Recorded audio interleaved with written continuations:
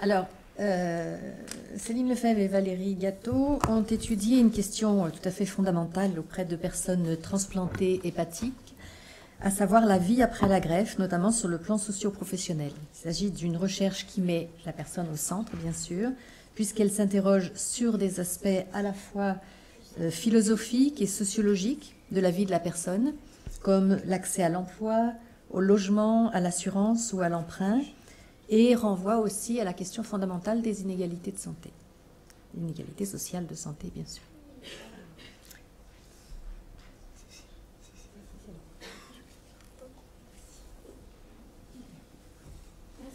Sylvie.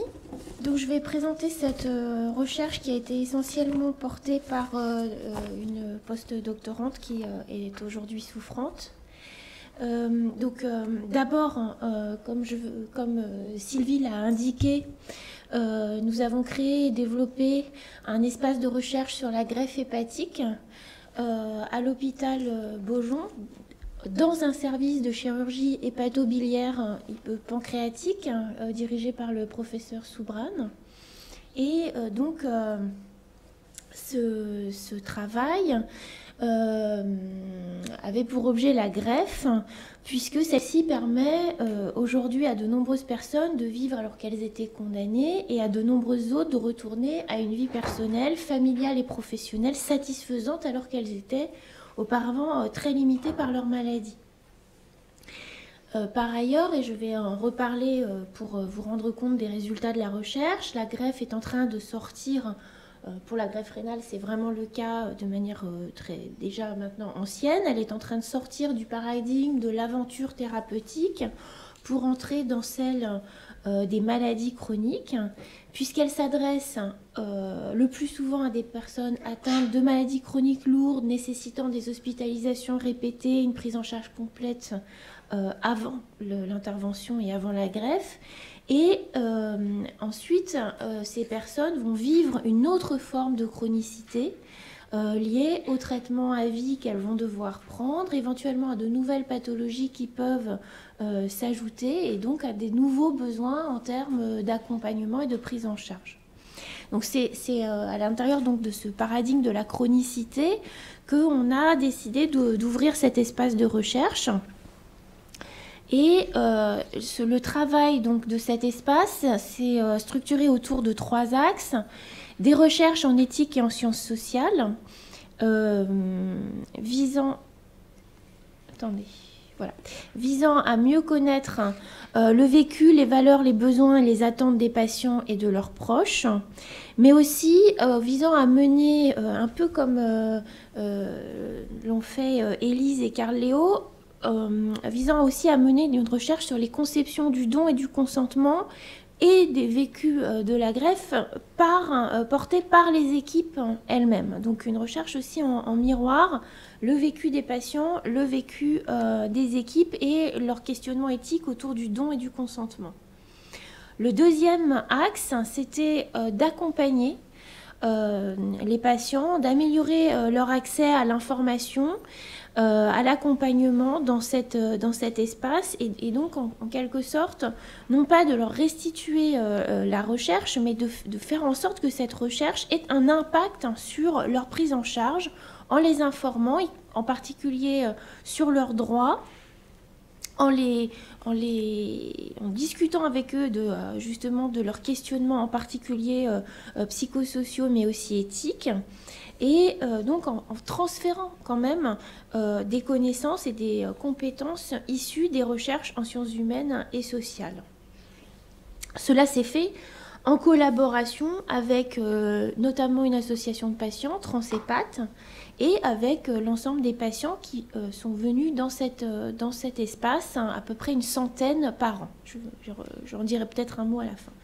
Et il y a ensuite eu un troisième axe de travail sur lequel je reviendrai, des formations et de l'accompagnement éthique à l'attention des équipes, non seulement de ce service, mais des hôpitaux universitaires Paris-Nord, Val-de-Seine en général. Je vous les présenterai à la fin.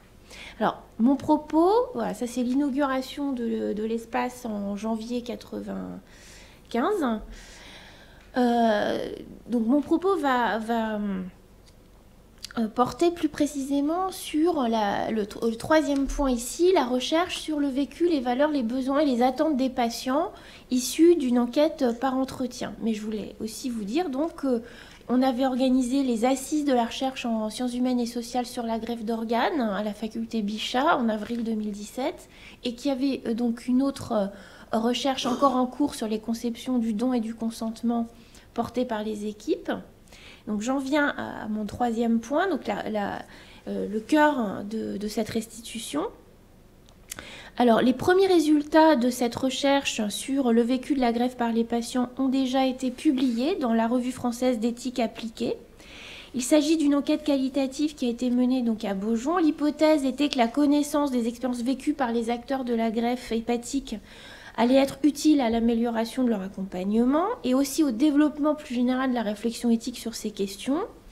Cette enquête, cette étude a été menée auprès de 15 receveurs d'un greffon hépatique qui était suivi à Beaujon. 7 hommes, 8 femmes, entre septembre 2015 et septembre 2016, avec un âge moyen de 51 ans. Et l'entretien avait lieu en moyenne plus de 6 ans après la greffe. Ça allait de 3 mois à 31 ans. Au moment de l'entretien, 6 patients étaient retraités, 3 étaient sans profession ou sans emploi, 3 étaient cadres, 2 étaient entrepreneurs, 1 était enseignant. Alors cette enquête, évidemment, comporte des limites méthodologiques, notamment son petit nombre de personnes enquêtées. Mais elle est quand même déjà appropriée pour identifier et comprendre le vécu des acteurs de cette situation, même si donc, bien entendu, elle n'a pas pour vocation à fournir des données généralisables.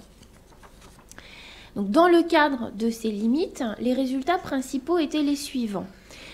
Concernant le vécu de la greffe, la prise en charge et l'accompagnement, l'analyse a permis de mettre en lumière des points communs aux expériences des personnes.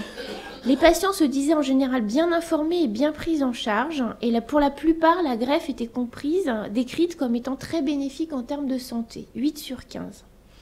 De façon assez logique, au vu de la complexité de la prise en charge, on trouvait aussi l'expression de besoins en termes d'accompagnement et de proximité avec les soignants. Ainsi, la plupart des patients accordaient une grande importance aux relations avec l'équipe sur le long terme, sur plusieurs années, pour laquelle ils décrivaient, et cette équipe pour laquelle ils décrivaient spontanément et explicitement de la reconnaissance. La relation de confiance était décrite comme ayant été majeure pour décider de la greffe. Confrontés à la possibilité de leur propre mort, certains patients avaient fondé leur décision, évidemment angoissante, sur la confiance qu'ils avaient dans l'équipe et ses qualités. Mais cette relation de confiance s'avérait aussi importante au quotidien puisque les patients relataient avoir souffert quand les relations avec l'équipe avaient pu être difficiles à certains moments, ou au contraire, ils disaient apprécier cette relation lorsqu'il y avait un sentiment de familiarité et d'accueil.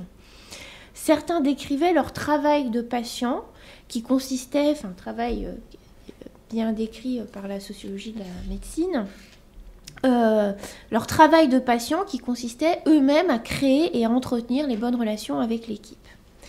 Donc l'enquête dégageait des besoins d'accompagnement maintenant au moment du retour à domicile, c'est-à-dire au moment où les patients doivent gérer eux-mêmes en particulier les immunosuppresseurs, gestion auparavant organisée par l'équipe.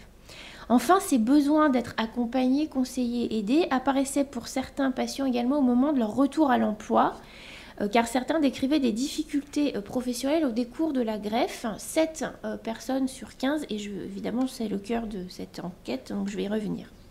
Concernant le don et la réception du don, il y avait des variations entre les patients interrogés. 6 s'interrogeaient sur le donneur et sa personnalité, son âge, son sexe, son travail, qui il était. Quelques patients décrivaient le sentiment d'être redevable vis-à-vis de sa famille. En revanche, pour d'autres, l'organe semblait intégré comme un traitement sans générer de sentiment de dette particulier. Alors, concernant la réception de la greffe, étaient aussi abordées les questions de l'organisation du prélèvement et de la greffe. 4 patients disaient s'investir en faveur du don d'organes, par exemple à travers un engagement associatif. 4 se disaient défavorables à la proposition récemment faite dans les débats parlementaires de ne plus demander le témoignage de la famille avant le prélèvement. Donc voilà une manière assez divisée et contrastée d'aborder l'organisation du prélèvement et le cadre législatif. Sur le don entre vivants, 4 patients témoignaient que des proches s'étaient proposés pour donner, mais qu'ils ne souhaitaient pas leur faire courir de risques. Et 4 y étaient au contraire favorables, notamment parce que cela ne reposait pas sur le décès d'une personne. Le troisième axe de cette enquête concerne la spécificité de la greffe hépatique et les sentiments de discrimination et d'injustice. L'analyse des entretiens permettait de distinguer 2 profils de patients. Certains décrivaient le sentiment d'avoir subi une forme de discrimination ou d'injustice en lien avec la maladie hépatique, d'autres non. Alors, ce sentiment pouvait concerner la sphère professionnelle, familiale ou sociale. Par exemple, je vous lis là simplement 2 ou 3 verbatims. Un patient dit « Ça a démarré pratiquement à la période où j'ai dévoilé mon hépatite C à mes employeurs et à mes collègues. Ça a été une descente aux enfers. » Un autre patient, une patiente. « Il y a encore plein de gens qui pensent que la greffe pour des alcooliques ou des 3 points de suspension, c'est pas normal parce qu'ils avaient qu'à pas se bousiller la vie et tout. Moi, je suis pas alcoolique, mais je parle en tant que malade aussi d'autres choses. C'est pas la question c'est qu'on en est là et qu'on a juste droit à un peu d'égard. » Je clôt ce verbatim. Un troisième. « J'ai eu des personnes dans ma famille qui m'ont dit « Ben dis donc, t'as coûté cher à la sécurité sociale. » Donc, ces récits n'étaient pas documentés dans les témoignages de greffés rénaux ou cardiaques et c'est l'hypothèse qui a été faite par la postdoctorante de dire qu'il semblait spécifique à la maladie et à la greffe hépatique. Les patients qui décrivaient un sentiment d'injustice, au nombre de 7 sur les 15, en lien avec un jugement social ou familial négatif, ou en lien avec des difficultés professionnelles, perte d'emploi, impossibilité de poursuivre des études. Donc ces personnes avaient pour la plupart été greffées à l'âge adulte, 5 sur 7. Elles décrivaient des difficultés dans leurs rapports familiaux, 3 sur 7, avaient le sentiment de ne pas sentir de renaissance après la greffe, considéraient qu'elles ne vivaient pas normalement ou qu'elles ne vivaient plus comme avant la greffe et estimaient que la greffe ne changeait pas tout. Les patients qui ne décrivaient pas de sentiment d'injustice avaient en majorité été greffés au moment de la retraite, 5 sur 8. Ils décrivaient des relations familiales sans difficulté ou améliorées par la greffe, 5 sur 8. Ils disaient avoir ressenti une renaissance et revu le sens de la vie, entre guillemets, après la greffe. Ils n'avaient pas vécu de difficultés professionnelles et ils parlaient du don autour d'eux et considéraient que la greffe était formidable. Alors, discutons les résultats en 4 points, j'essaye d'être le plus rapide possible. Ces résultats donc suggéraient que le paradigme de la greffe comme aventure chirurgicale et métaphysique conduisant à une renaissance, suivie éventuellement d'un sentiment de dette, n'était pas satisfaisant pour rendre compte de la variété des situations vécues. Alors, on pouvait faire les hypothèses suivantes. Premièrement, que la greffe hépatique est désormais au croisement entre technicité et chronicité, et que la chronicité avant et après la greffe génère des besoins d'accompagnement proches, des besoins proches de ceux exprimés dans les maladies chroniques en général. Ces personnes éprouvent des besoins d'écoute, d'empathie, de pédagogie, d'accompagnement sur le long terme et dans les différentes dimensions de leur maladie individuelle, sociale et professionnelle. En ce sens, la greffe hépatique, qui peut avoir lieu en urgence comme à la suite d'une maladie chronique, qui suppose dans tous les cas une grande technicité chirurgicale et qui génère une maladie moins grave mais à vie, peut être lue comme une médecine à l'intersection de l'aigu et du chronique. Il n'est donc pas surprenant qu'elle génère pour les patients des attentes en termes de proximité avec les équipes dans la durée, proximité qui peut avoir évidemment un caractère affectif. C'est au fil de cette relation qui va durer des années que peut se construire l'alliance thérapeutique et c'est aussi au fil de la construction d'une relation empathique que peut être construite cette alliance. Donc c'est pourquoi il semble fondamental de continuer de développer ces dispositifs d'accompagnement au quotidien. Or, ces dispositifs supposent 2 défis importants. Le premier, c'est d'accompagner et de renforcer la formation des équipes à l'écoute, à la pédagogie, à leur propre compréhension de la vie avec l'expérience de la greffe, formation encore peu développée dans la formation initiale médicale. Le second défi est de développer ces dispositifs qui demandent des échanges, de la présence, de la proximité, du long cours, dans le cadre de contraintes économiques et du tournant gestionnaire à l'hôpital. Deuxième axe de réflexion autour des résultats, identité individuelle et identité sociale. On peut aussi faire l'hypothèse que la socialisation, les relations familiales et l'insertion professionnelle des personnes greffées hépatiques comptent tout autant que l'incorporation d'un organe étranger dans la constitution ou la transformation ou le maintien de leur identité. La greffe hépatique, là ici, semble aussi à l'intersection de l'aigu et du chronique. Si la chirurgie aiguë appelle des remaniements importants du schéma corporel, ces remaniements d'abord ne se traduisent pas nécessairement par des troubles psychiques ou par un sentiment de dette vis-à-vis du donneur. Valérie ici insiste sur ces thématiques parce que ce sont les thématiques les plus fréquemment abordées dans la littérature, soit en psychologie, soit en sciences sociales, autour de la greffe. Et donc ce qu'elle essaye de dégager à partir de cette enquête, c'est de déplacer un peu le curseur et de faire émerger des thématiques nouvelles. C'est également ce que suggèrent les travaux d'Isabelle Ojoula auprès d'adolescents transplantés du foie pendant l'enfance. Je la cite. Plusieurs patients ont rapporté avoir vécu la greffe dans l'enfance comme simplement un élément de plus parmi les traitements, sans que cela ne soit traumatique en soi. En revanche, le processus de remaniement identitaire se déroule toujours dans un contexte social dans lequel le jugement sur la pathologie, notamment lorsqu'elle a été chronique avant la greffe, peut avoir un impact non négligeable.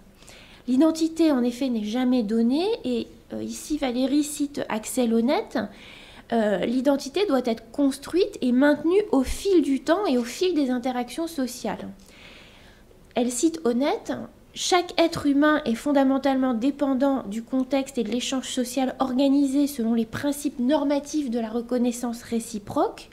La disparition de ces relations de reconnaissance débouche sur des expériences de mépris et d'humiliation qui ne peuvent être sans conséquence pour la formation de l'identité de l'individu. » Alors, précisément, la maladie chronique va être vécue différemment selon les symptômes, les douleurs, mais aussi le jugement social associé, comme cela a été déjà démontré dans le cas du cancer, et en particulier de certains cancers. Or, la spécificité de la maladie hépatique, c'est d'être socialement associée à des comportements jugés moralement condamnables, alcoolisme, drogue, sexualité.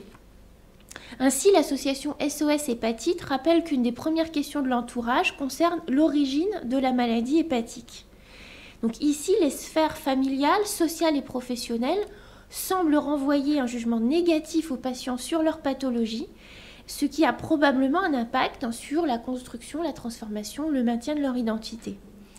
Pourtant, il faut le rappeler, les indications de la greffe hépatique, tout comme les maladies hépatiques, ne sont pas toutes liées à un comportement. Enfin, je suis presque un peu gênée de dire cette phrase.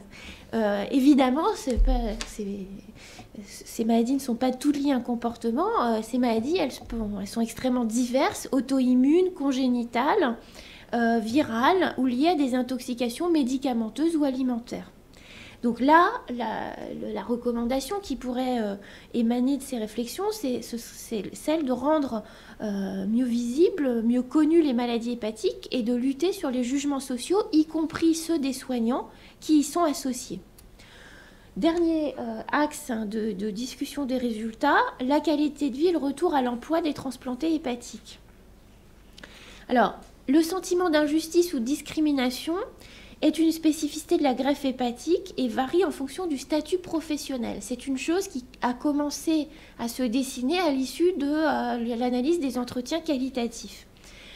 Donc variabilité en fonction du statut professionnel, selon que l'on est retraité ou en âge de travailler, selon les difficultés financières, l'âge au moment de la greffe, les relations avec l'entourage familial ou social, et enfin la conception de la greffe comme renaissance ou ne changeant pas du tout. Donc toutes ces variables sont à prendre en compte dans le sentiment d'injustice ou de discrimination.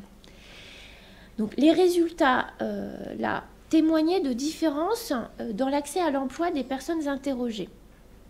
Alors, si l'enquête concerne un trop petit nombre de patients pour interpréter bien sûr les variations observées, on peut quand même faire différents constats qui laissent supposer une situation proche de celle décrite dans le contexte de la greffe rénale.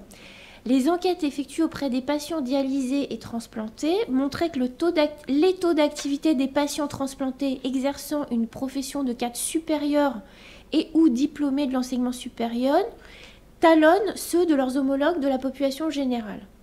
Alors que ce n'est pas le cas des moins diplômés, employés, ouvriers et indépendants qui, dialysés ou transplantés, sont beaucoup plus nombreux à être exclus du marché du travail. Ce sont des données récoltées par l'association Renalou. Le taux relativement faible de reprise d'un emploi après transplantation hépatique pose la question des conséquences de la greffe sur la possibilité d'exercer un emploi. D'un point de vue sociologique, cela pose la question des inégalités dans l'accès à l'emploi des transplantés hépatiques. D'un point de vue éthique, la question est celle de la justice et suppose de distinguer des inégalités justes et injustes. En effet, toutes les inégalités ne sont pas injustes. On admet par exemple que le mérite est un critère juste de distribution des inégalités dans la scolarité. En revanche, certaines inégalités sont injustes et parmi elles, on compte l'inégalité de santé liée à la catégorie socio-professionnelle. Par exemple, l'OMS dit « La plus mauvaise santé de groupes sociaux défavorisés s'analyse comme un cumul de désavantages qui s'aggravent mutuellement, chacun constituant une circonstance défavorable pour l'autre. » Donc, s'il apparaît que certaines populations portent un fardeau systématiquement plus lourd que d'autres à la suite d'une greffe hépatique, alors justement l'équité est rompue. Donc c'est pourquoi il semblait essentiel de documenter les corrélations entre l'état de santé des patients, la pathologie initiale et la qualité de vie, différents facteurs sociaux. Est-ce qu'il y a un emploi qui est occupé au moment de la greffe ou est-ce qu'on est à la retraite? Quel est le niveau d'études? Quel est le genre? Quel est l'âge au moment de la greffe? Et puis, bien sûr, la nature des emplois et l'accès à l'emploi des patients transplantés hépatiques. Donc, c'est pourquoi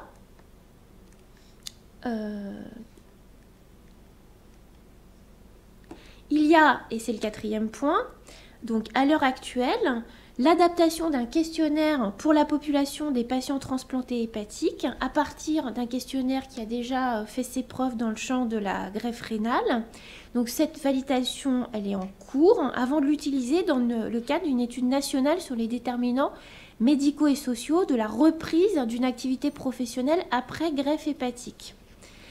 Alors, vous voyez, ce questionnaire, il est en cours de validation avec le département d'épidémiologie et de recherche clinique du GHU Paris-Nord, l'association de patients trans-hépates, l'école normale supérieure, et en particulier l'implication dans ces questions du professeur Christian Baudelot.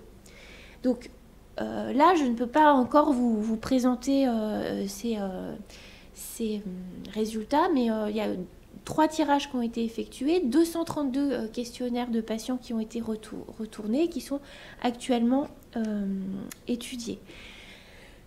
Donc voilà, ce que je vous ai présenté pour l'instant, c'est des pistes qui sont liées, comme pour la première enquête présentée, à une enquête qualitative in situ, c'est là le caractère la personne en médecine, hein, c'est le label la personne en médecine, effectué in situ en collaboration avec des patients, des soignants.